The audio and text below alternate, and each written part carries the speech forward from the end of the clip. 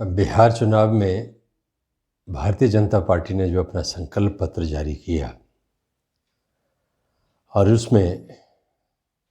वहाँ की जनता को मुफ्त में कोरोना की वैक्सीन का टीका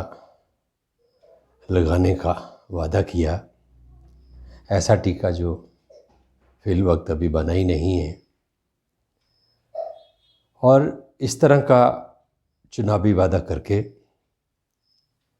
भारतीय जनता पार्टी ने एक तरह से बिहार की जनता को अपमानित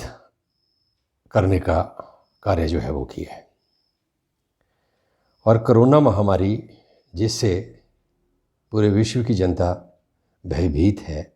निश्चित तौर पर जिसमें पूरे विश्व में बिहार भी शामिल है, वहाँ चुनावी बेला पर इस महामारी का राजनीतिकरण करके और मुफ्त में वैक्सीन का टीका लगाने का वादा करके भारतीय जनता पार्टी ने एक घिनौनी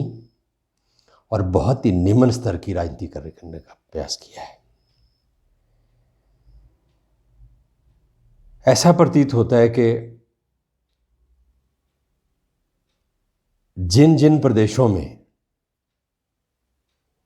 चुनाव होंगे और जो जो लोग भारतीय जनता पार्टी को वोट करेंगे, मात्र वही लोग इस वैक्सीन के हकदार होंगे और ये सरकार उन्हीं राज्यों को और उन्हीं व्यक्तियों को ये वैक्सीन जो है वो उपलब्ध करवाएगी। इस तरह का सरकार का और किसी पार्टी का सोचने का और काम करने का और इस स्तर पर जाकर वोट प्राप्त करने का प्रयास और राजनीति ना पूरे विश्व में अब तक मैं समझता हूं कि ऐसा उदाहरण मौजूद है और ना ही भविष्य में होगा।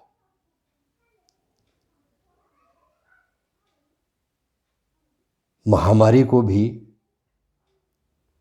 एक अवसर के रूप में वोट की राजनीति करने के लिए,